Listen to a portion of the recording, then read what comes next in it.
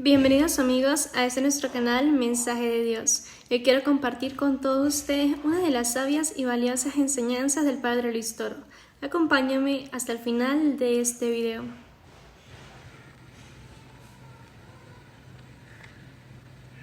Buenas tardes, Padre. Tengo dos preguntas. La primera es si una ministra puede guardar el Santísimo después de una hora santa. Sacarlo de la custodia y llevarlo, no. Ministro extraordinario no. Debe ser diácono, debe ser sacerdote. El ministro puede, en caso que no esté sacerdote, se le puede autorizar para que abra el sagrario, ¿sí? Y en última instancia se le autoriza para que lo traslade encima del altar si fuera posible. Pero ya exponerlo en la custodia y reservarlo se le toca al sacerdote. Muy importante esto. Mi segunda pregunta. ¿Una lesbiana puede encargarse de las actividades de la iglesia? Si no está viviendo con otra pareja, podría hacerlo. Si está viviendo con otra pareja, podría encargarse de otras actividades donde no estuviera, diríamos así, dando mal ejemplo.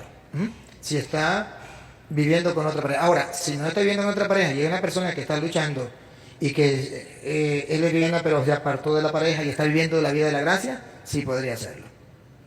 Muy importante y muy bien dicho.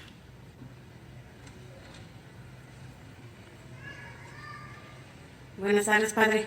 Yo quiero saber sobre las parejas que se casan, ya salen pues de aquí, sobre las personas separadas, que se casan, que los casan otras personas, otra pues, como pastores, que los casan y dicen que no pueden ellos, que ellos no deben de casarse con un sacerdote, que un sacerdote los case, porque, o sea, es una persona como ellos. Y que no deben de confesar los pecados a un sacerdote, que no, porque, o sea, eso es pues. Muy bien, gracias por su pregunta. Segunda de Corintios, capítulo 5, versículo 18. Segunda de Corintios, capítulo 5, vamos a leer el versículo 20. En el versículo 20, San Pablo va a decir algo que responde a su interrogante. Si es verdad que el sacerdote no puede casarlo, que eso cualquier persona lo puede casar.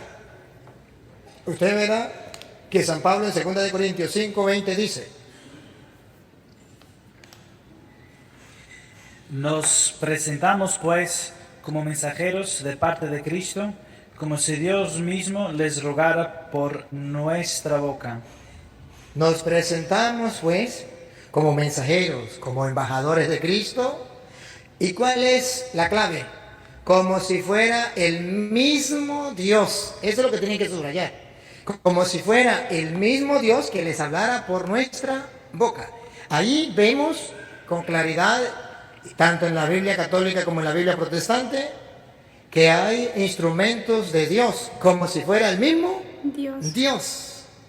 Al punto que Jesucristo dice, por ejemplo, en Lucas capítulo 10, versículo 16, San Lucas 10:16, Jesucristo viene a resaltar lo que dice Pablo. Pablo dice, nos presentamos pues como embajadores, como ministros del Señor, y es como si Dios mismo les hablara por nuestra boca. Y Jesucristo el Señor, en San Lucas 10:16, le dijo a los apóstoles, oiga lo que le dijo: El que les escucha a ustedes, a mí me escucha. El que les rechaza, a mí me rechaza. El que los escucha a ustedes, a mí me escucha. Esos embajadores es como si fuera el mismo Dios que les hablara. Por eso Jesús dice, el que los escucha a ustedes, a mí me escucha. O sea que lo que Pablo dice, que es como si Dios mismo hablara por medio de sus ministros. Jesucristo ya lo había dicho. El que los escucha a ustedes, a mí me escucha. Eso significa que a Dios escuchamos a través de sus ministros, a través de los embajadores. Pero en el caso suyo, de aquellos que dicen que no, rechazan los curas, Jesucristo también dijo, el que los rechaza a ustedes, a mí me rechaza. Y eso no se lo han enseñado los protestantes. ¿Qué por qué? Porque los protestantes fueron católicos. Y cuando estaban en la iglesia católica no leían la Biblia, no se instruían, eran católicos ignorantes, ahora se metieron a protestantes y nunca se dieron cuenta que Jesús advirtió: el que ustedes escuchan, y no se refiere a cualquier persona, se refiere a los que Él envió, a los que Pablo dice somos embajadores de Cristo, y es como si Dios mismo les hablara. No es que el que escucha a cualquier tonto por ahí, el que escucha a Pánfilo o a Petronilo, no, señor. El Señor dice: el que a ustedes escucha, a sus ministros, a sus apóstoles, a mí me escucha, pero el que a ustedes rechaza, a mí me rechaza. Entonces los evangélicos pueden decir: pero esos ministros somos nosotros, compruébelo. Si eran ustedes, ¿dónde estaban hace 500 años? ¿Dónde estaban hace 1000 años? ¿En qué parte del mundo? Compruébelo. Pero la Iglesia Católica, que nos pregunte. Nosotros le podemos decir dónde estaba la Iglesia Católica hace 500 años, hace 1000 años, 1500 años. Y desde que Cristo la fundó, podemos mostrarle todo. Aquí tenemos al Papa Julano, al obispo tal, mire los mártires aquí, tenemos una historia, incluso tenemos templo. Yo quisiera que algún protestante me mostrara un templo de ellos, un templo, porque ellos también tienen templo, ¿verdad? Que son como garajes, ustedes lo han visto, ¿verdad? Que me mostrara un templo de ellos que tenga más de 500 años. Entonces me quito el sombrero y lo respeto. No tienen un templo que tenga más de 500 años. Y si ellos existían, entonces ¿por qué? ¿Dónde estaban? ¿Dónde estaban? Ahora, si usted me pregunta, quiero ver un templo que tenga más de 500 años en la Iglesia Católica. Yo fui al primer templo cristiano, católico, el primer templo, en el año 327. Fui a ver ese templo y pude descubrirlo y ver que era de la Iglesia Católica, del 327, y existe. Tenemos prueba de que nosotros venimos desde Cristo, los apóstoles de Cristo. Ahora cualquier persona dice: yo soy apóstol de Cristo, yo voy a casar. A Petronilo le patina el coco, le patina el coco, le patina el coco. No es el que se diga yo soy apóstol de Cristo. Si es apóstol de Cristo, tiene que venir desde Cristo. No, es que a mí el Espíritu Santo me iluminó y me dijo. ¿Y quién me asegura a mí que fue el Espíritu Santo y no fue el diablo? Porque el diablo también habla. El diablo le dice a la persona: métese un tiro, tíresele un carro. ¿No han visto ustedes personas que se ahorcan? ¿Quién le dio la orden? El diablo. ¿Sí? El diablo también les ilumina. Y dice la Biblia que es un ángel de luz. Lucifer se presenta como ángel de luz y viene engañando a la gente. Entonces lo que le llega a la cabeza, eso es de Dios. No todo lo que le llega a la cabeza es de Dios. El diablo también le presenta cosas que le llegan a la cabeza y que no son de Dios. Por eso es necesario que nosotros tengamos presente que el Señor tiene sus embajadores, tiene sus ministros, y Él les dijo claro: el que a ustedes escucha, a mí me escucha. O sea, son mis representantes, son mis embajadores, son mis ministros. Pero el que los rechace a ustedes, y aquí está cuando usted rechaza a un sacerdote, a mí me rechaza. Si los protestantes un día se tomaran en serio esto y miraran el pecado que ellos están echando encima por rechazar a los ministros del Señor, entonces dejarían de hablar tonterías. Y como rechazan a los sacerdotes, los ministros del Señor, ahora presentan otros y que ministros. Ustedes saben cómo son ellos. De repente hoy es un borracho, un asesino, un sinvergüenza. Ellos lo dicen, no estoy inventando, ellos mismos lo dicen. Miren las predicaciones de ellos. No, mejor no las miren. Ellos lo dicen y dicen: no, yo era un borracho, yo era un asesino, yo era un vagabundo, pero un día el Señor, aleluya, gloria al Señor, me iluminó, me dijo: Pánfilo, funda una nueva iglesia, y me nombró pastor. Y ese día comenzó a casar. ¿Con la autoridad de quién? ¿Quién le dio esa autoridad? Me la dio Dios personalmente. A Petronilo le patina el coco, así no trabaja Dios. Dios trabaja a través de los sucesores, de los apóstoles, de los ministros que Él ha dejado, al punto que Pablo lo llama embajadores, que es como si Dios mismo hablara. Ahora, cuando un embajador hace la obra del Señor, es como si Dios mismo lo hiciera. Por tanto, se cumple lo que dice Mateo capítulo 19, versículo 5. Cuando es un embajador, un ministro del Señor, entonces ese matrimonio es válido. ¿Por qué? Porque lo realizó un ministro del Señor, que es como si Dios mismo lo hiciera, que es como si fuera el mismo Señor. Y por eso Mateo 19, 5 dice: el hombre dejará a su padre y a su madre, y se unirá con su mujer, y serán los dos uno solo. Y escuchen lo que viene. De manera que ya no son dos, sino uno solo. Ahí viene, listo con la cámara, listo para tomar la foto. Tomamos la foto. Pues bien, lo que Dios ha unido, el hombre no le debe separar. Pácata, tomé la foto. Lo que Dios ha unido. ¿Pero usted cree que Dios va a venir a casar al hombre y a la mujer? No. Cuando dice lo que Dios ha unido, ¿por medio de quién los une? Por medio del ministro, el embajador, aquel que Jesús dijo que ustedes reciban, a mí me recibe. El que ustedes rechazan, a mí me rechaza. Somos embajadores. Entonces, ahí es Dios que une al hombre y a la mujer en ese amor, lo bendice. Ya puede algún hermano decirme, no, señor cura, está muy equivocado. Lo que Dios une significa que mi mujer estaba en México y yo vivía en Estados Unidos. No nos conocíamos. Y un día me fui a comer una hamburguesa y me encontré a esa mujer y nos vimos y nos fuimos al hotel y tuvimos relaciones y nos unimos. Y lo que Dios unió, que no lo separe el hombre. Pues entonces díganme, si eso fuera verdad, entonces significa que lo que Dios unió, que no debe separar el hombre, es aquella vez que usted tuvo por primera vez relaciones sexuales. Dios lo unió a esa mujer. Y pregunto, ¿está viviendo con esa primera mujer que tuvo relaciones sexuales? Si no está viviendo con esa mujer que tuvo relaciones sexuales la primera vez, usted separó lo que Dios unió. Un día Dios los unió para que tuvieran relaciones. ¿Y por qué se separó de ella? Porque ahora, ya después de 1000 mujeres, ahora tiene una más. Entonces tendría que ser lo que Dios unió, no lo separa el hombre. Si esa es la filosofía protestante, entonces el hombre debería quedarse con la primera mujer que tuvo sexo. Y la mujer debería quedarse con el primer hombre que tuvo sexo. Porque lo que Dios unió, ahí lo unió Dios. Que no lo separe el hombre. Pero si miramos que no se refiere a eso, entonces quiere decir que lo que Dios unió no significa la primera mujer. ¿Y cuántos hombres han tenido muchas mujeres? Y ahora, después de ser un prostituto, se toma en serio la vida con una mujer. Y entonces ahora dice, sí, lo que Dios unió. ¿Y las demás quién unió? ¿El diablo? ¿Y por qué a esta la unió Dios y por qué a aquella el diablo? ¿Por qué no la unió Dios en la otra?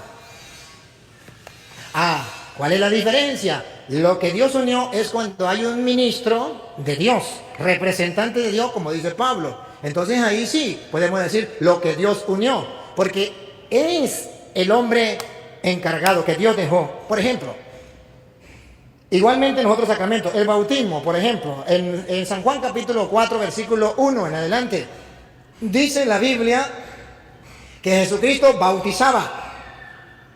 Lo mismo, Jesucristo casa. Jesucristo bautizaba, Jesucristo casa. Lo que Dios unió. ¿Quién es? Jesús es Dios. Lo que Jesús unió. Pero ¿cómo bautizaba Jesús? Y vamos a escucharlo. Los fariseos se intentaron de que Jesús bautizaba y atraía más discípulos que Juan. Jesús bautizaba. Subrayen otra vez. Los fariseos se enteraron de que Jesús bautizaba. ¿Quién bautizaba? Jesús. Ahora van a poner la lupa y le van a hacer zoom. Aquí está Lupita. Van a poner la lupa y le van a hacer zoom para ver cómo bautizaba Jesús. Si Jesús personalmente agarraba a la persona y la bautizaba. Porque aquí dice lo que Dios ha unido, no lo separa el hombre. Vamos a ver si Dios va a agarrar a la persona, él mismo y los va a casar.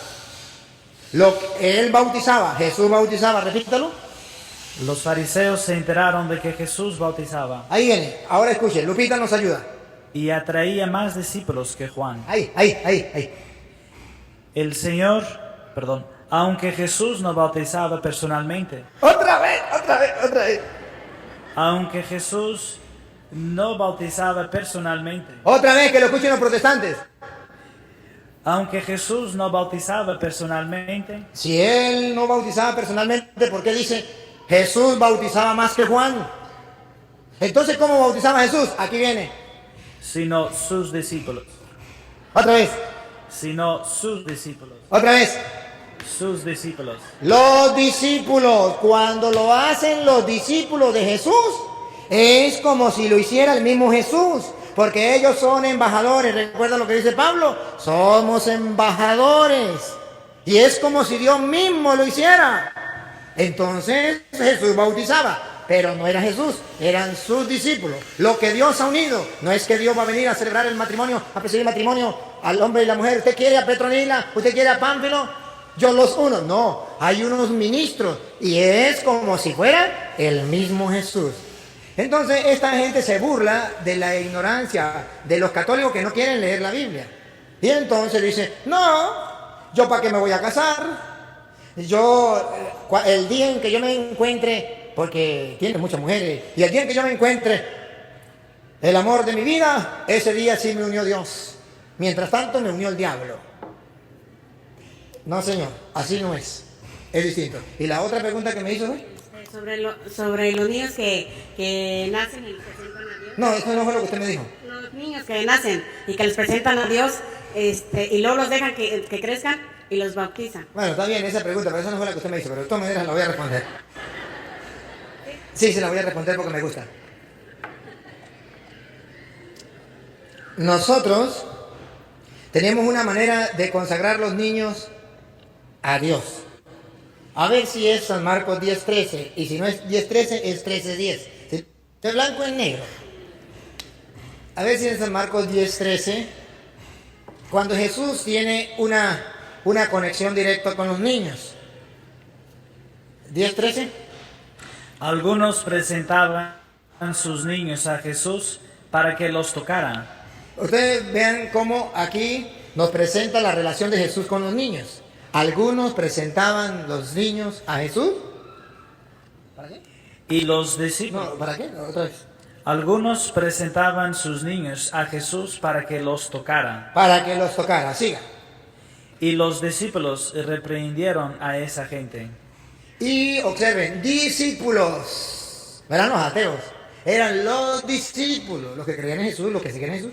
Reprendían a la gente, no traigan los niños a Jesús. Los reprendían. ¿Por qué? Porque los niños les estorbaban. Jesús tiene que atender a los adultos. ¿Para qué va a traer un niño si el niño no sabe lo que hace? Un adulto sí sabe. Es Jesús. Le da un abrazo, un beso y un mordisco en el pescuezo. Un adulto sí siente ese gozo, esa alegría. ¿Para qué le va a traer un niño? Está perdiendo el tiempo.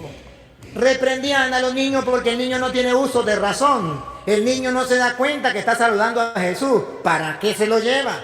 Es el mismo argumento que utilizan los protestantes para no bautizar al niño. El niño no tiene uso de razón. El niño no piensa. El niño... Bueno, pues por eso rechazaban que le llevaran los niños a Jesús, porque un niño no se daba cuenta de lo que estaba haciendo. Los adultos sí, por lógica. Pero la Biblia viene a mostrar teológicamente que aunque un niño no sepa, no tenga uso de razón, no conozca a Jesús, ese niño no se le debe impedir, no se le debe negar el acercarse a Jesús. En aquel tiempo se le acercaba a Jesús de una manera. Ya Jesús no está presente físicamente, corporalmente. Ahora, ¿cómo se le acerca a un niño a Jesús? A través del bautismo. Y si ustedes ven, usted se queda un momentico ahí, padre, no me pierda esa, pero busca Gálatas 3:27. Entonces, verá que Gálatas 3:27, verá cómo acercamos a Jesús, cómo acercamos los niños a Jesús. Porque un niño, ahorita cómo lo acercamos, en aquel tiempo Jesús estaba presente. Mire, Señor, aquí está este niño, tóquelo, bendícelo. Pero ahorita que Jesús no está presente, ¿qué hacemos? ¿Qué dice Pablo? ¿Cómo nos acercamos a Jesús? ¿Cómo pertenecemos a Jesús? ¿Cómo nos hacemos uno a Jesús? Después de que Jesús ya no está físicamente, llamémoslo así. ¿Cómo hace para acercarnos a Jesús? Ponga cuidado.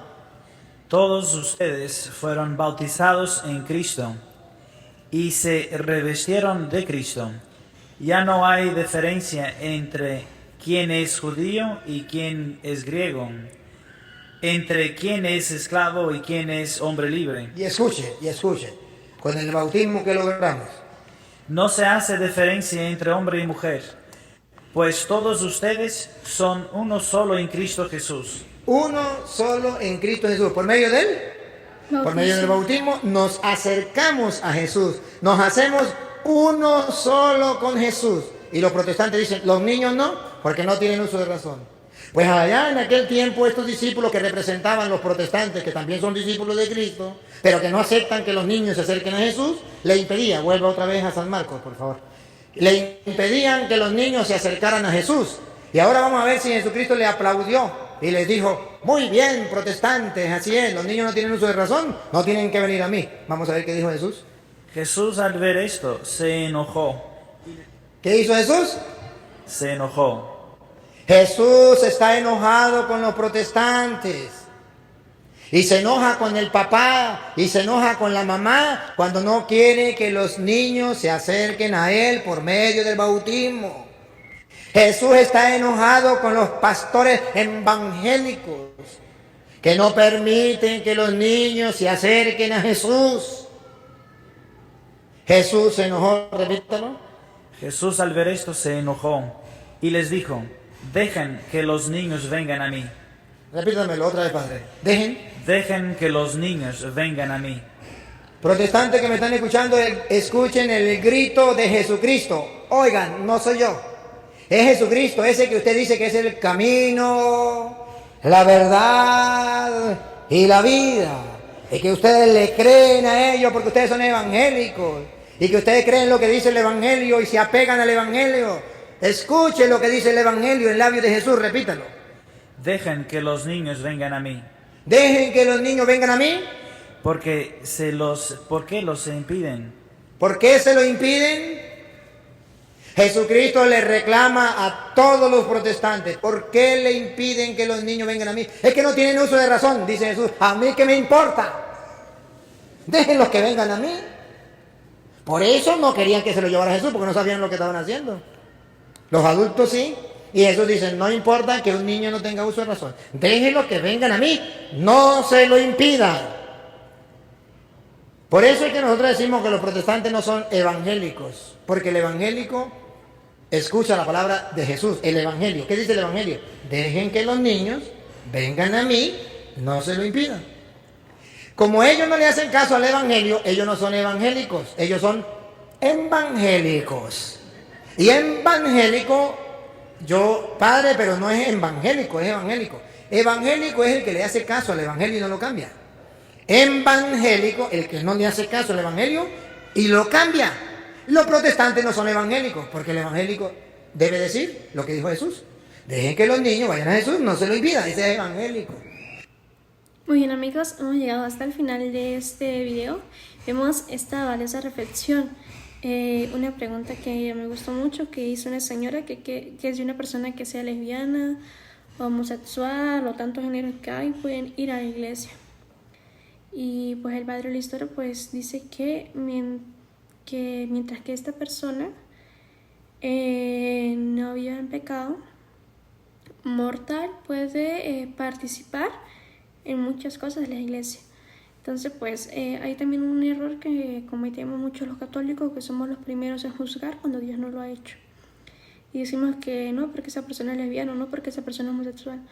Pero usted qué sabe si Dios quiso que esta persona llegara a esta iglesia y que estando dentro de esta es donde va a cambiar, donde va a dejar y abandonar este pecado, donde va a ver el amor tan grande y misericordioso de Dios, donde va a ver el plan de Dios que Dios tiene para ella o para él, donde va a saber que Dios le llamó para ser santa y donde va a recapacitar y va a abandonar este pecado, va a buscar la santidad.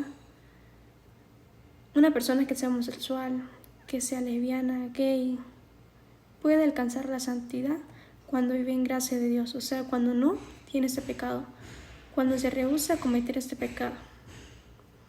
Entonces, pues, no le cerremos la puerta cuando Dios no lo ha hecho. No lo juzguemos cuando Dios no lo ha hecho. Acuérdense, Dios ama al pecador, mas no al pecado. Dios ama al miserable, mas no a la miseria. Es muy diferente. Dios ama a su Hijo, a su creación, mas no ama el pecado que viene con él. Entonces, pues, no le neguemos ni le cerramos la puerta a aquel que viene en busca de Dios. Es más, ayudemos a que se acerque a Él para que su amor por Él se intensifique y crezca, tanto que abandone el pecado en el cual vive. Y otra cosa que me gustó mucho es sobre lo del bautismo, sobre que hay que dejar que los niños vayan a Dios y desde pequeños. Como católicos muchas veces también cometemos el error de que esperamos que pasen 5 años, 3 años. Y si algo llega a suceder, y si ese niño se llega a enfermar, si Dios no lo permite, ese niño llega a morir, ¿dónde está su cargo de conciencia como padre? que esperó que pasara el tiempo y el tiempo, y esta persona vivió toda su vida como una criatura, no como hijo de Dios, sino como una criatura, porque el bautismo te hace hijo de Dios y coheredero de la vida eterna. Te abre las puertas del cielo. Y si no has sido bautizado, si no has bautizado a tu pequeño, sepa que tu hijo, tu hija, tú que no has sido bautizado, vives como un animal en el mundo, como una criatura. Porque hijo de Dios es aquel que ha sido bautizado dentro de la Iglesia Católica. Un único y verdadero bautismo. Bueno, si te gustó este video, no te olvides darle like y suscribirte a nuestro canal. Que Dios y María Santísima nos acompañe siempre. Nos vemos en un próximo video.